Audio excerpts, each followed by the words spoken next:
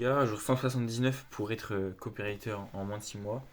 Donc aujourd'hui, j'ai bossé le copywriting en matinée.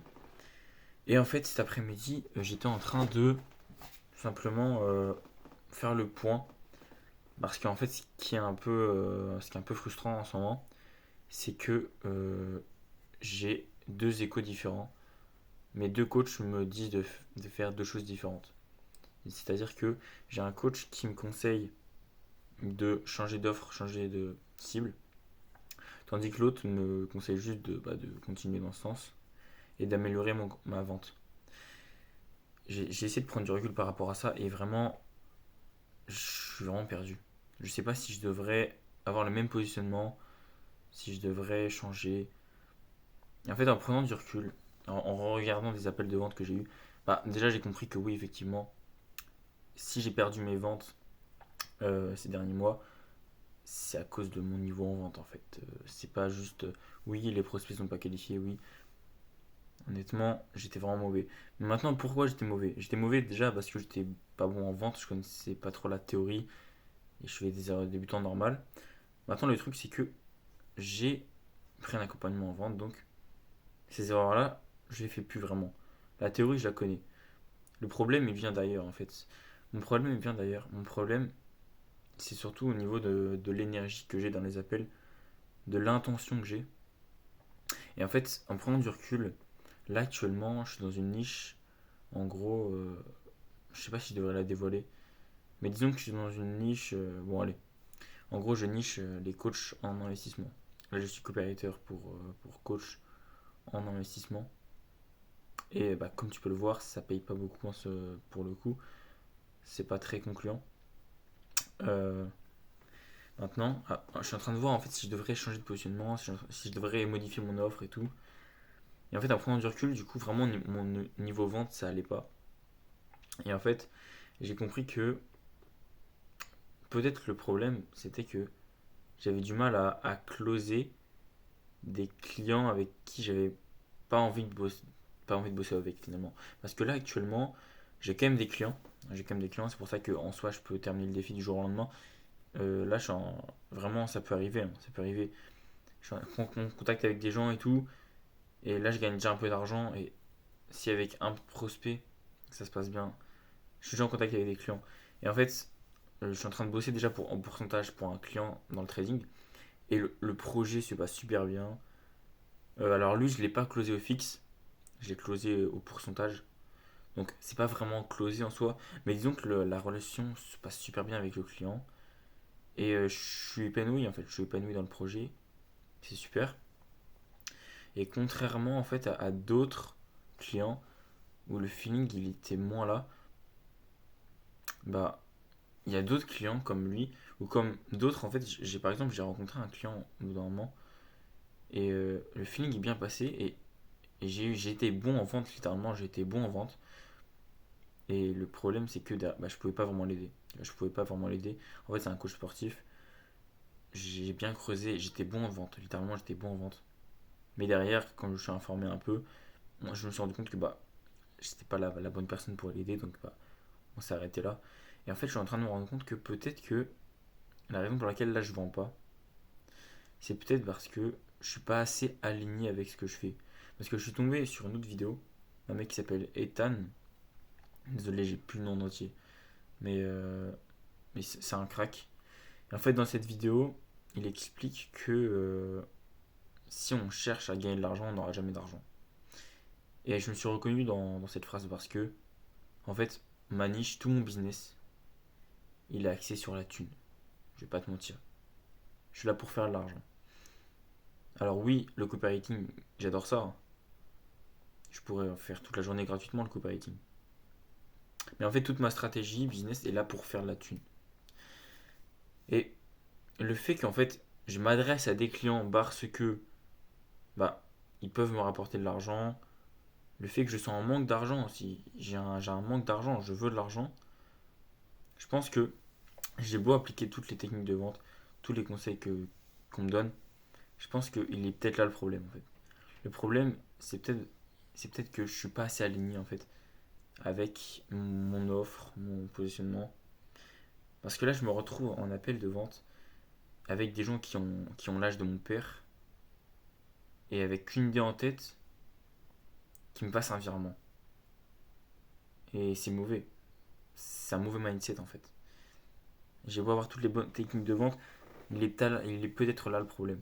Peut-être que ce que je devrais faire, c'est peut-être cibler des clients avec qui j'ai vraiment envie de créer du lien et avoir une offre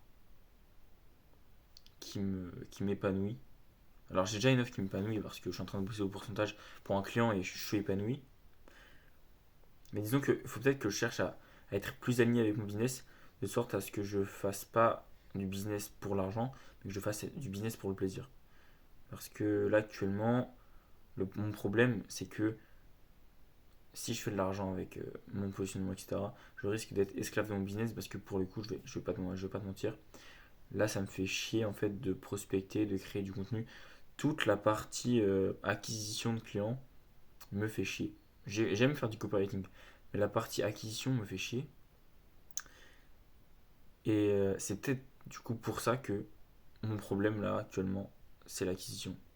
C'est peut-être parce que vu que ça me fait chier, je suis pas aligné avec ça. Et ça se ressent en vente en fait peut-être. En fait concrètement là ce que je fais c'est que je crée du contenu. Enfin je crée du contenu, je suis censé créer du contenu. Mais je procrastine, parfois je supprime parce que c'est mauvais. Enfin, j'aime pas ça en fait. J'aime pas ça. Alors que je suis en train de tourner une vidéo pour le plaisir. Cette série de vidéos pour le coup, c'est pas pour l'argent que je fais ça, tu vois. Je fais 20 vues, non. Non, c'est pour moi parce que j'aime le faire. Et ce plaisir que je prends dans cette création de contenu là, bah, c'est pas le même que j'ai dans ma création de contenu purement copywriting. Il est peut-être là le problème. Le problème, c'est peut-être que, bah, certes, mon positionnement, il est smart, il y a une cible, etc. Mais peut-être que vu que je suis pas aligné avec ça, ça coince, tu vois. Je prends pas trop de plaisir. On appelle, ça coince parce que je suis là juste pour l'argent. Je sais pas. Parce que d'un autre côté, je peux pas juste cibler les coachs parce que tous les copywriters font ça. Je peux pas juste dire je veux, je cible les coachs et je prends tac des clients qui sont inspirants. Non. C'est pour ça que vraiment, il y a un dilemme en fait, je sais pas trop. Heureusement, j'ai fait une soirée d'entrepreneur, j'ai rencontré un potentiel client et il y a mon coach derrière. Et avec ces deux personnes-là, et avec un client au pourcentage, les trois cumulés, bah, ça va potentiellement me donner la liberté financière si tout va bien. Maintenant, pour m'assurer une certaine sécurité avec mon business, je me dois d'assurer niveau acquisition de clients. Parce que là, actuellement, peut-être que je vais réussir le défi si tout se porte bien. Mais si je réussis le défi là, maintenant, tout de suite, c'est risqué, c'est bancal parce que c'est du réseau en fait, c'est du réseautage. Ça reste du réseautage en fait. Mon acquisition de clients jusqu'à maintenant, ça reste du réseautage. Le reste, c'est soit du pourcentage, soit des non-closes. Donc c'est pour ça. Je pense pas que mon positionnement soit mauvais en soi, mais je pense que je suis pas très aligné avec celui-ci. Et c'est vraiment frustrant parce que j'ai beaucoup. C'est ça aussi le problème, j'ai de la pression, mais je devrais pas avoir cette pression de l'argent. Mais en ce moment, j'ai beaucoup de pression parce que, en fait, j'ai du temps pour bosser et je sais que ce temps-là, je l'aurai plus tard. Parce que je sais que si je mets trop de temps à lancer le business, au bout d'un mois, je vais devoir reprendre les études et du coup, j'aurai moins de temps. Je sais que là, c'est le moment pour bosser, mais le problème, c'est que bosser, c'est un grand mot. Mais si j'ai un mauvais positionnement, si je fais pas bien les choses, autant pas bosser. Et je coince. Aujourd'hui, j'ai fait du copywriting ce matin. Ok, j'ai été productif, mais toute la journée, qu'est-ce que j'ai fait? Bah, j'ai cogité dans ma tête sur quelle offre, quel positionnement, je sais pas, je suis perdu. Parce que mon coach copywriting me conseille un truc qui, certes, businessment parlant, je sais pas si ça se dit, c'est correct, mais juste, vu que je suis pas aligné, ça coince. Mon autre coach me conseille du coup des bons conseils, hein. Mais le problème, c'est que ce coach-là est pas copywriter. Et du coup, je sais pas. Je pense que le mieux, c'est que j'en parle quand même à mon coach copywriting. Sachant que je suis plus dans son accompagnement. Enfin, c'est une galère. Mais voilà où j'en suis. Voilà où j'en suis. le fait que je sois dans le flou niveau acquisition, ça fait que vraiment j'ai. En soi, dans la journée, ça va, mais quand je prends du recul dans mon business, le moral est à zéro là. Parce que ça fait 179 jours que je fais le défi. Et je suis en train de me rendre compte que peut-être que depuis le début, je cible peut-être pas les bonnes personnes. En tout cas, je lâcherai pas. Et faut prendre du plaisir dans le business. Voilà, la morale un peu, c'est. Le business, c'est pas. La différence entre le salariat et le business, c'est simple. Le business, c'est censé être quelque chose que tu apprécies en fait. Parce que le business, c'est 10 fois plus de travail. Donc, pourquoi faire du business au lieu du salariat alors que tu souffres 10 fois plus? Parce que si tu souffres dans ton business, tu souffres 10 fois plus que dans ton salariat parce que tu bosses 10 fois plus. Alors oui, tu gagnes plus d'argent, mais faut pas être esclave de son business. Je pense qu'actuellement, ce que je dois faire, c'est essayer d'être plus aligné avec mon business. Donc voilà, c'est tout pour moi. Demain, jour 180, je suis censé arrêter le défi demain. Je vais pas le faire. Parce que je suis à deux doigts de réussir et parce que finalement, je suis pas prêt d'abandonner quoi. Donc à demain mec.